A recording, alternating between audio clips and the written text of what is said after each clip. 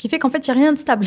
Chez l'être humain, sur cette terre, il n'y a absolument rien de stable. Quand on arrive à avoir ce sentiment de solitude au sein d'un groupe, c'est souvent qu'il y a eu un élément de rupture. C'est-à-dire qu'on était dans le groupe, on n'est jamais 100% lié de la même manière aux 10 personnes qui sont autour de nous.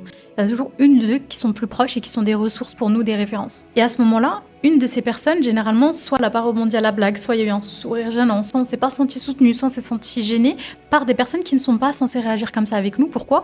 Parce que pour nous, c'était des soutiens. Et à ce moment-là, ça m'a mis dans un état émotionnel désagréable et je me suis sentie déconnectée de tout le reste de la salle. J'ai senti que cette personne-là m'avait abandonné, lâché. Et tout ça, c'est une perception. Hein. Ça veut dire que peut-être que la personne, elle l'a pas du tout fait. C'est vraiment quelque chose en lien avec nous avant que ça soit en lien avec l'autre. Donc on est insécurisé dans ce schéma relationnel. Et ce que je trouve très, très, très intéressant, c'est qu'en réalité, cette stabilité dont on a besoin, on sait très bien qu'on la trouvera pas dans ce bas monde.